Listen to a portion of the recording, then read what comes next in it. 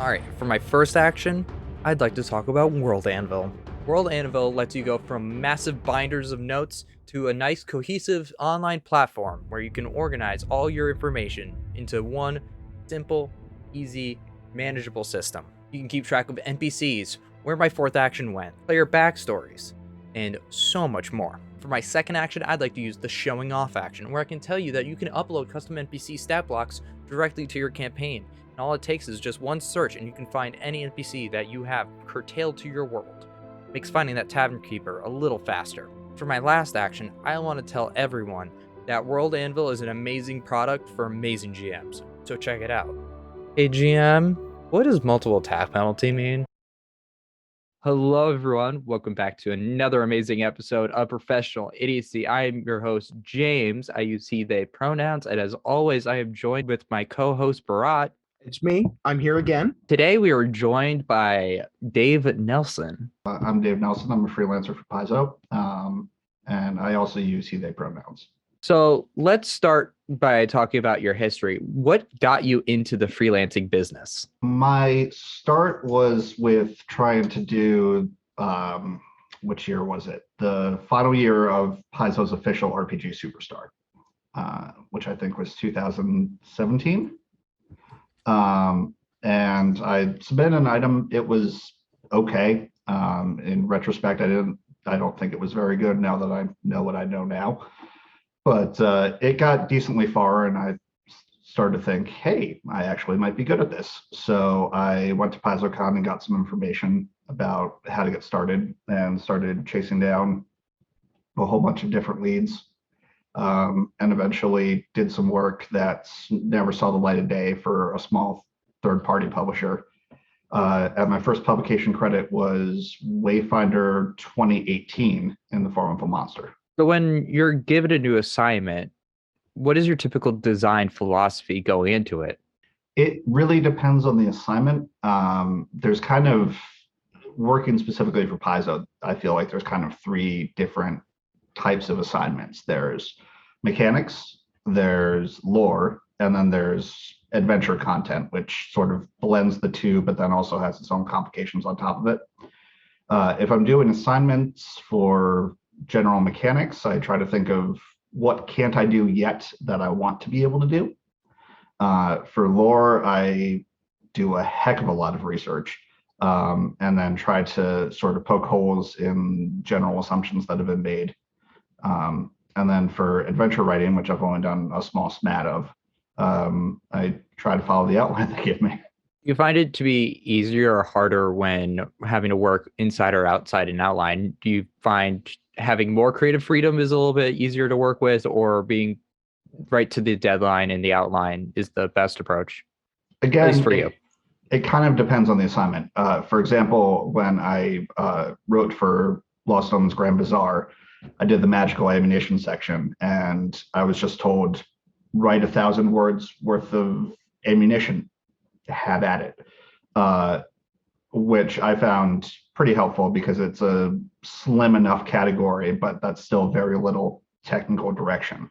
When I'm given lore, I think it helps a little bit more to know exactly what's expected and break it down into any kind of pieces. For adventure writing, they have always given me an outline, which is good because they have a very clear idea of what they want from you. And then you can color in the lines and then sometimes outside of them within reason, but they don't want you completely making it up whole cloth and then just handing it in. So there's a little bit less flexibility there, but I still think it works for me personally. So you worked on some stuff in Guns and Gears. Would you mind elaborating on what you worked on? And then would you are you okay with going into detail about how you approached these different designing different things? Oh yeah, I'll talk about my credits for the entire interview if you want. I don't have that works with us. Yeah, no, completely brag away. That's kind of the point of these. Easy interview. We don't have to say anything after this. We're good. Exactly. So for Guns and Gears, I was really excited to work on it because Alkenstar is one of my favorite spots on the Undersea. It pretty much for me goes Alkenstar, Land of the Lunar Kings, Obrak. So when I got to do the lore section for Alkenstar, I was absolutely over the moon. Um, and I wanted to do something because everybody thinks that Alkenstar is sort of like, they think of a Western. They think of The Unforgiven. They think of The Quick and the Dead, that sort of thing. But I had a little bit of a different vibe from the lore and everything. And I thought a lot more about like the video game series Dishonored or Assassin's Creed Syndicate, of this sort of haves and have-nots kind of thing. And I tried to push that through in the lore quite a bit, which I think ended up coming out pretty well. And then I did a few mechanical pieces for it too. The vehicle engineer, so you can spruce up your vehicle with different stuff and just pick a favorite one. I modeled that a lot, kind of off of the concept of the Cavalier, but make it a bike, or in some cases even an entire ship or a tank or whatever you have. And then I also did all the firearms with the unique tags. So everybody's favorite, the portal gun, which was a specific request from Mike Sayer, and I saw exactly what he was doing when he asked for it, and I said, "Oh, I can do that." Mean the thing from the game Portal, perhaps? Yes. Well, exactly. He just said portal gun in the outline, and I said, "Got it. I know exactly where you're going with this." The first of the guns that I wrote for it, though, was actually the Reaper's Grasp, which is it's a rifle that's made out of the pieces of one of the final blades from Galt, and it steals the souls of the people it shoots.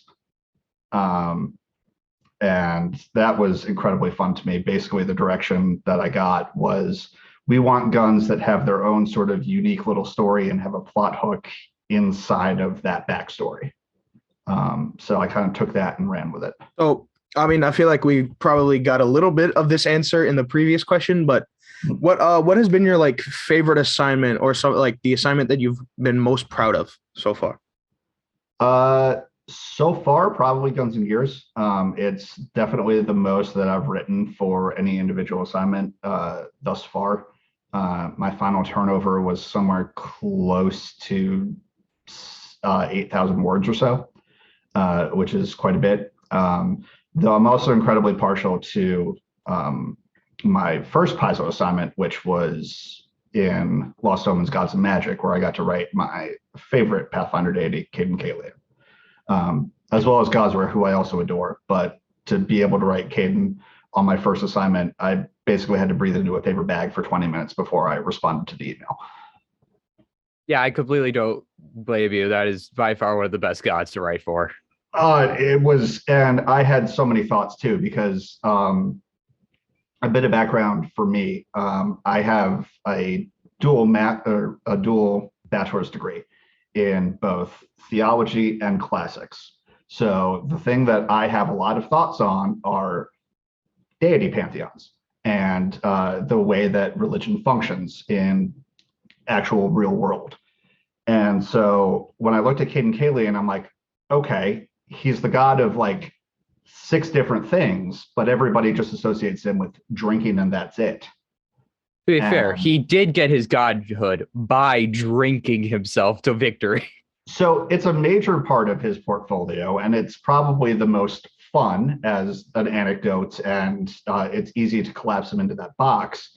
But I kind of saw him a lot more than just the frat boy god, and I was a little annoyed with everybody kind of putting him into that archetype and not expanding him any further.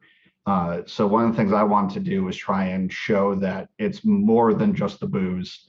It's the not liking tyranny. That's a huge one for him. Supporting orphanages, and also, Caden's church funds basically what is Galarian's Alcoholics Anonymous, because they realize that alcohol is something that backfires, and Caden doesn't want it to backfire and hurt people. And so he created a support system to allow for the reparation of that. How do you balance both like writing for the system and then also playing with it? I find that very, very easy because when I play in the system, I realize what's good about the system and what's bad about the system. and then I can work accordingly.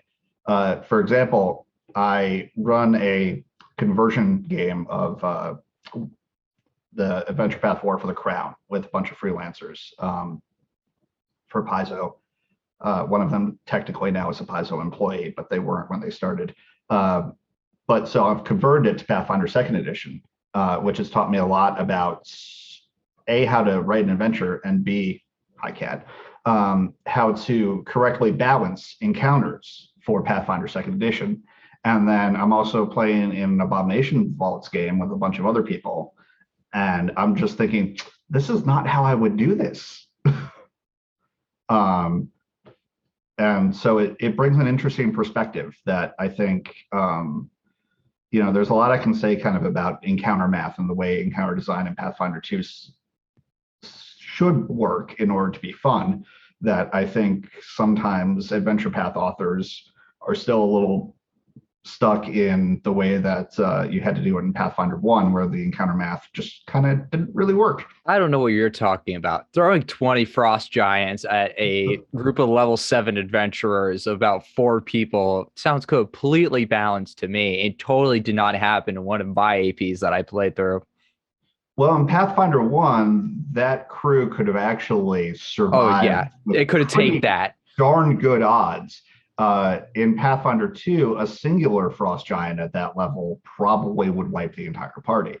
And that's kind of what I'm coming across. I am enjoying Abomination Vaults. I don't mean to disparage any authors on anything, but we ran across a particular encounter where on a failed save, it's instant death for a level 1 character, and it assumes that you're fighting a level 1 character. This creature as a level 1 character. I ran the math, and if the dice on the damage is average, it kills anything except for a dwarf barbarian at level 1 with an 18 con. So that's a tip for all you adventuring parties out there. Only play dwarven barbarians. You don't need anything else. No other class exists. Magus, nope. You just need dwarven barbarians. Is there a particular type that you like writing for? I.e., would you prefer writing mechanics, or do you prefer talk about the setting and the story, or would you just rather go full on AP and get 40,000 words to work with?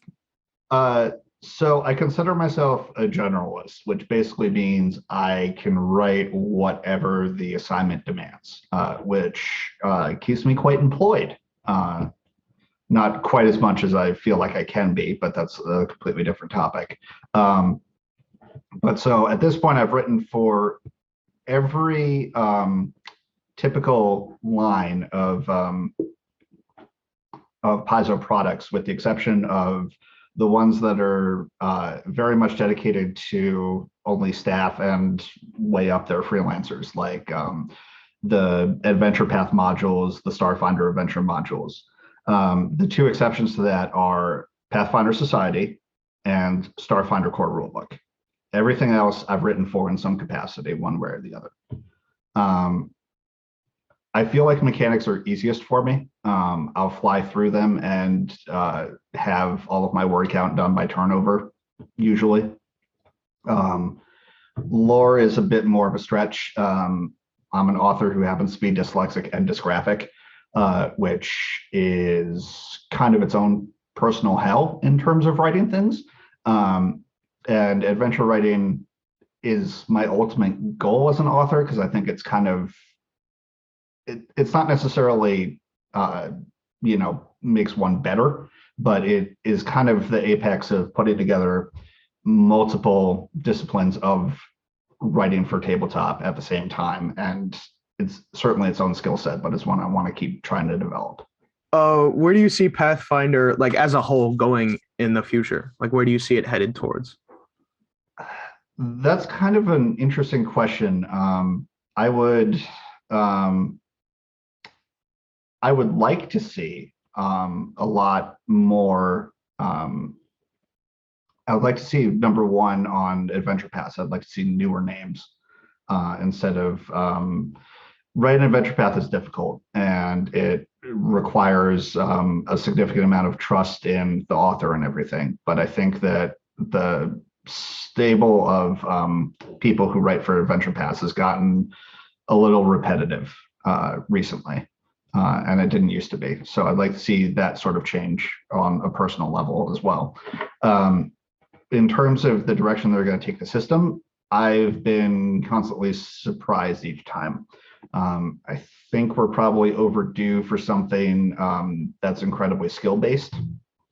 I wouldn't be surprised to see something somewhat similar to Ultimate Intrigue somewhere in the future. I personally think that an Inquisitor would work great as a one of those wave casters like Magus or Summoner. I could absolutely see that happening.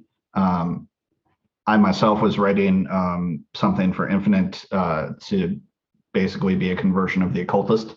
And then Dark Archive was announced and they came out with Thaumaturge, and I'm like, well, that pretty much covers almost exactly what I was going to do, so fine. But I would definitely like to see filling out some more primal options too. It's crazy to me that we don't have a stone or waves type of oracle yet, or anything like that. I'm a big fan of elemental magic, just kind of in general. Avatar: Last Airbender, that kind of stuff. So, I'd like to see the Kineticist back. Now that Mark Seifter is no longer with Paizo, I'm not really sure how quickly we're going to see that, because that was very much a Mark kind of design philosophy. But who knows? Definitely some great insight, and I could not agree more with everything that you just said. What is some advice that you'd like to give to aspiring freelancers trying to get into the TTRPG world? Yes, this is always the question. As bad as this is going to sound, don't quit your day job. Even when you become successful, don't quit your day job. Part of the issue is that there's a lot of us and there's only so many assignments. Even if you start, and I recommend freelancing for more than one company. I did that for a while until I realized that Paizo just specifically works for me on a whole bunch of different functional levels. But basically, the thing that I would say is start writing your own stuff first. It's very difficult to kind of simply hand somebody something. You need to make it publish in some kind of forum. I think Infinite's good for that. You can put something on Infinite and then show the sales data, the numbers of things you've sold, and say, hey, look, I have validation. At least some people think I'm good at this. The way that I was able to get an in with Paizo was eventually I met Luis Loza at a con, and my one big thing at the time was that I had written for Legendary Games. I had redid the Magus for 1E as a Legendary Magus and retooled a whole bunch of its abilities and features and everything. So I showed that to Luis, and he said, okay, yeah, Jason Nelson trusts you. No relation, by the way. And we joke about that a lot. But so he says, Jason trusts you, and Jason has a good sense for this kind of thing. He doesn't, publish authors that are terrible at their jobs. So I'll give you a shot. And then a couple months later, I had an assignment for Gods and Magic. So I would basically just say, get yourself out there. Don't get discouraged, because it does take a while. And it just kind of patience. It'll ramp up, and also try not to panic if you get silence in between assignments either. So the last question before we start to wrap up our stuff. What's a project that's coming out soon that you want to hype up?